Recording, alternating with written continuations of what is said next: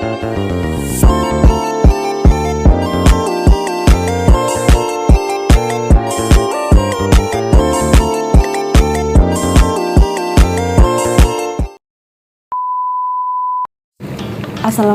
warahmatullahi wabarakatuh. Hai guys, perkenalkan nama saya Nurul Vanisa dengan NIM 60900121065. Kenalkan, saya Rismawana, NIM 60900122040 kelas B. Perkenalkan, nama saya Nurul Ilmi dengan NIM 60900122023 kelas B. Perkenalkan, nama saya Muhammad Imran dengan NIM 60900122039 dari kelas B dari kelompok 4. Assalamualaikum warahmatullahi wabarakatuh. Perkenalkan, nama saya Farul Arewardana dengan NIM 60900122045. Apa itu data warehouse? Data warehouse adalah sistem yang digunakan untuk mengumpulkan, menyimpan, serta mengelola data dari berbagai sumber untuk melakukan analisis dan pelaporan bisnis. Adapun beberapa poin tentang data warehouse. Yang pertama, pengumpulan data, yang dimana data warehouse mengumpulkan data dari berbagai sumber, termasuk basis data operasional, aplikasi bisnis, dan sumber eksternal. Yang kedua, integrasi data. Data yang dimana data dari berbagai sumber ini digabungkan, dibersihkan, dan disusun ulang untuk memastikan konsistensi dan kualitas data. Yang ketiga, ada penyimpanan data, yang dimana data yang telah diintegrasikan ini disimpan dalam bentuk yang terstruktur, dalam data warehouse seringkali dioptimalkan untuk query dan analisis. Yang keempat, ada OLAP, yang dimana online analytical processing, yang dimana data warehouse sering digunakan dengan alat OLAP untuk melakukan analisis data yang kompleks seperti laporan, pemodelan data, dan analisis tren. Yang kelima, ada kinerja tinggi, yang dimana data warehouse dirancang untuk mengelola query analitis yang kompleks dan memberikan hasil dengan cepat. Berbeda dengan sistem operasi data operasional yang dioptimalkan untuk transaksi harian. Yang keenam, dukungan pengambilan keputusan. Data warehouse membantu organisasi dalam mengambil keputusan strategis dengan menyediakan akses ke data yang historis dan yang terkini.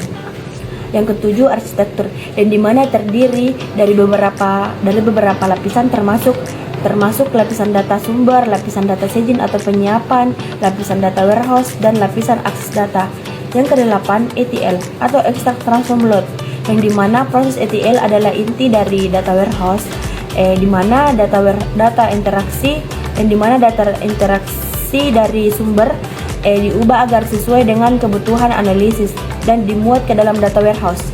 Jadi dengan menggunakan data warehouse, organisasi dapat memperoleh wawasan yang lebih baik tentang bisnis mereka, membuat keputusan yang lebih inovasi, dan mementingkan efisiensi operasional. Kelompok kami mengambil studi kasus penerapan data warehouse pada perusahaan retail terbesar. Nah, mengapa?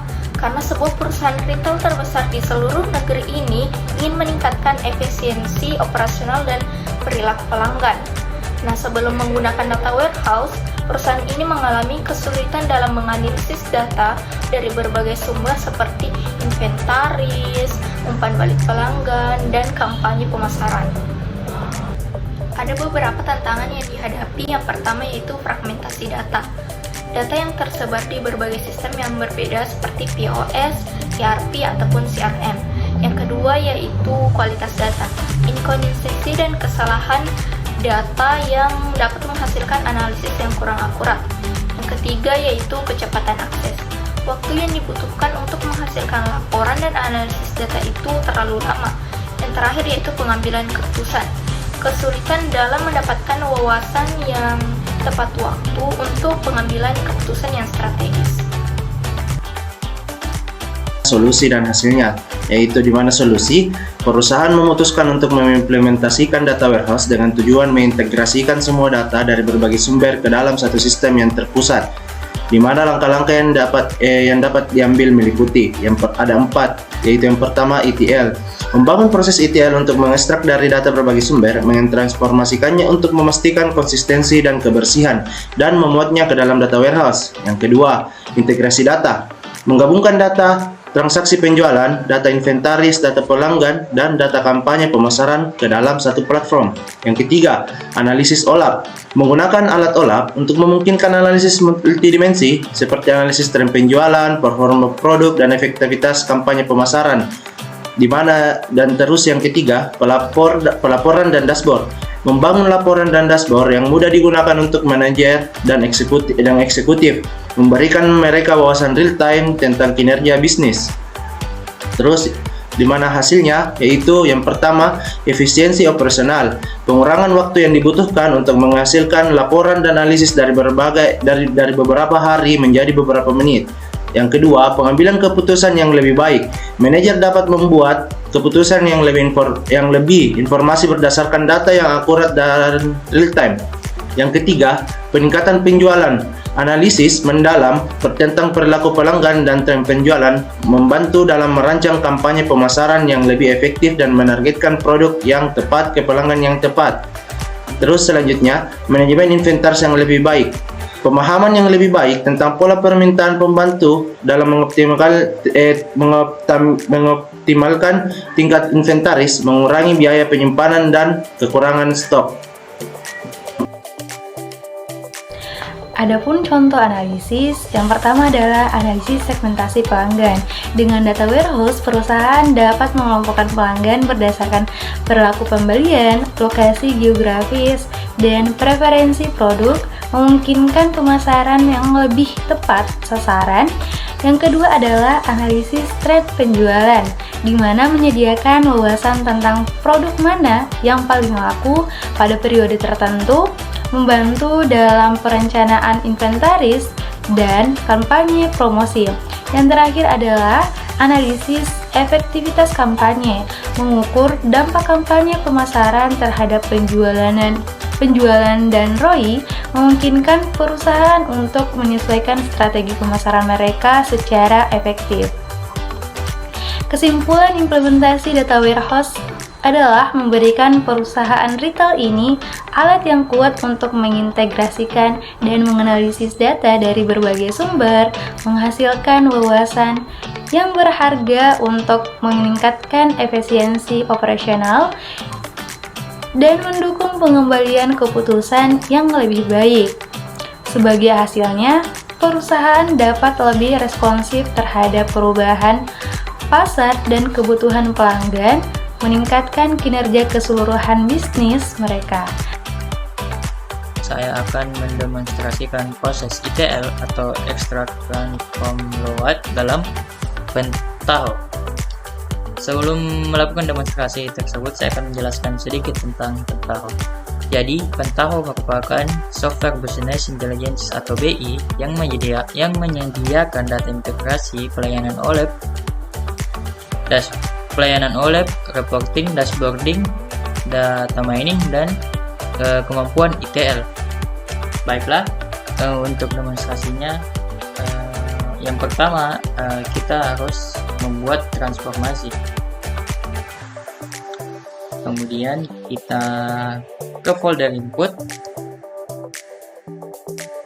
Sini kita akan mencoba proses ETL dari GSP ke database. GSP, kemudian database, download.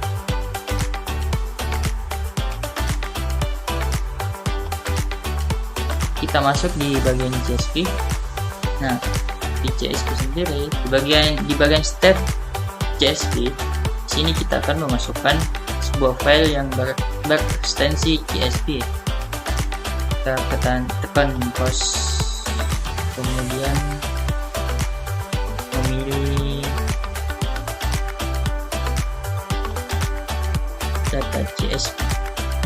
Ya, di sini saya akan mencoba melakukan ETL, melakukan ekstrak terhadap file pokemon.csv.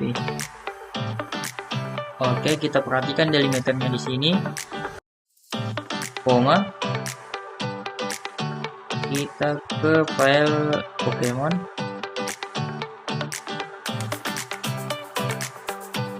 Nah, Di sini delimiter yang dimaksud itu yaitu pemisah antara kolom-kolom sebuah data. Di sini pemisahnya koma, jadi kita memasukkan koma di delimiter. Enclosure, kemudian vector size 5000. Nah, setelah itu kita menekan get file.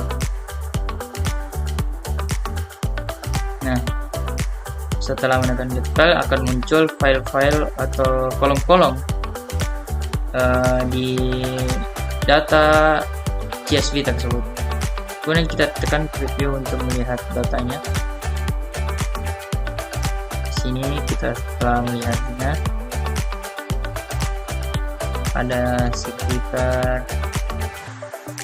151 data. Oke. Kita tekan OK. Kemudian di bagian tabel output, nah, ini kita memberi nama. Selanjutnya di bagian tabel output, di sini kita akan mengkoneksikan database kita ke dalam PDI atau Pentaho. Sebelumnya kita akan membuat sebuah database baru.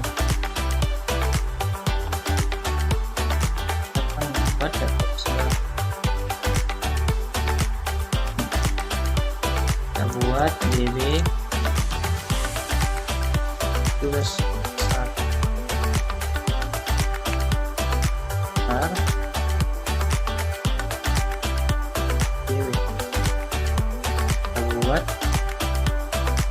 Oke. Setelah membuatnya, kita kembali ke PDI, ke Paddle. Kemudian menekan di bagian connection, kita menekan new untuk membuat koneksi baru.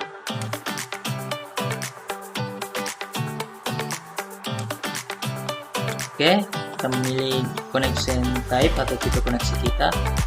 Nah, saya menggunakan exam, otomatis kita MySQL.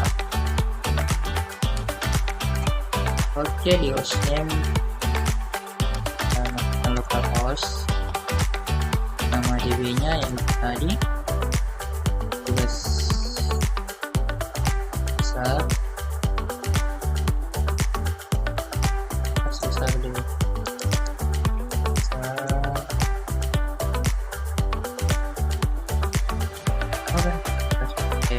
Namanya root apabila belum mengatur username pada Excel kita MySQL. Untuk connection name-nya kita masukkan koneksi DB. Kita tes, oke. Sukses. Connection tested successfully. Tekan oke dan selanjutnya kita akan membuat sebuah tabel dalam database tersebut.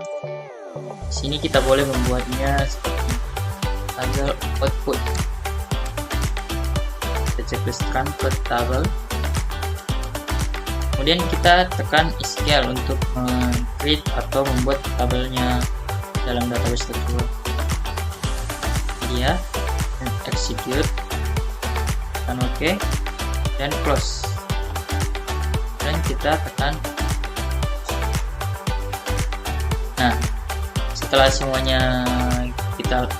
semua step telah terisi, kita tekan run atau F9. Run. Oh, kita lupa save.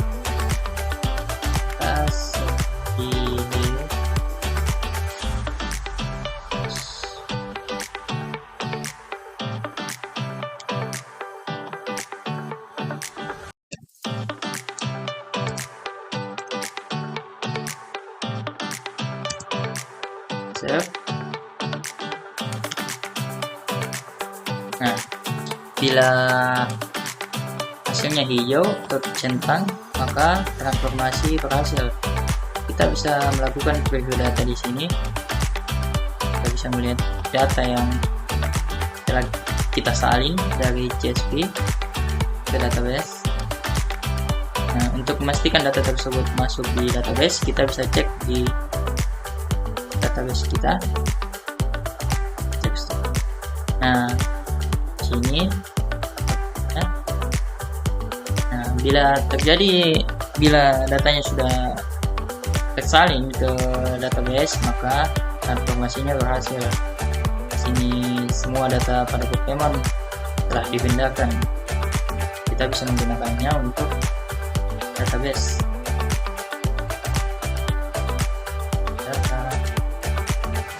Baik, mungkin itu saja yang bisa saya jelaskan, yang bisa saya demonstrasikan. Kurang dan lebihnya mohon dimaafkan. Assalamualaikum warahmatullahi wabarakatuh.